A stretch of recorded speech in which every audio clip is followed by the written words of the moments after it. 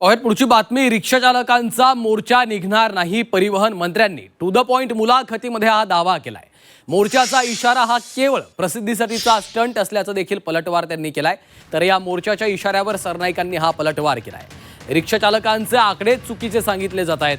मराठी रिक्षा चालकच संपावर जाणार नाहीत असं सरनाईक यांनी म्हटलेलं आहे. रिक्षा आणि टॅक्सी चालकांना मराठी सक्तीच्या मुद्द्यावरनं महाराष्ट्रात पुन्हा एकदा मराठी आणि अमराठी हा वाद पेटलाय आणि याच मुद्द्यावर झी 24 तासच्या to the point with Kamlesh Sutar या विशेष मुलाखतीत परिवहन मंत्री प्रताप सरनाईक यांनी हे मोठं विधान केलंय.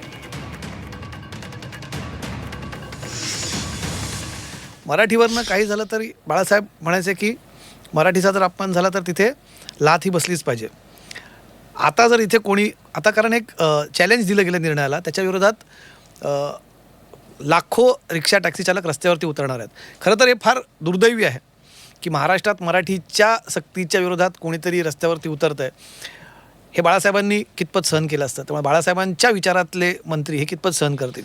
मग मंत्री सोडून द्या, शिवसैनिक प्रताप सरनाईकांना चालेल नाही. त्याला जे होणार नाही त्या विषयावर चर्चा करणं योग्य होणार नाही असं मला वाटतं. लाखो रिक्षा चालक उतरतील. लाखो रिक्षा. पहिली गोष्ट अशी की अहो, रिक्षा चालकच मुळात 4 लाख आहेत आणि हे 15 लाख रिक्षा चालक कुठल्या परराज्यावरून आणणार आहेत की नाही हा प्रश्न मला पडलेला आहे. आणि मुळामध्ये हे 4 लाख जे रिक्षा चालक आहेत ते काय सगळे अमराठी आहेत का?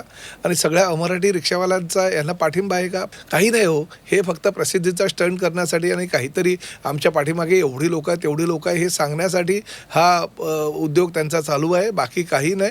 आणि कुणीही उतरणार नाही. याचं कारण असं आहे, जे रिक्षा चालक बिचारे आलेले आहेत ते पोट पाण्यासाठी आलेले आहे आणि त्यांना जेव्हा हे कळेल की बाबा आपलं रोजगारावर कुठेही गदा येणार नाही, परंतु आपल्याला मराठी शिकायला हवं कारण राज्यामध्ये आपण व्यवसाय करतो, त्यावेळेस त्यांच्याबरोबर कुणीही जाणार नाही. रिक्षा चालक तर लांबची गोष्ट, अजून कुणीच जाणार नाही. मी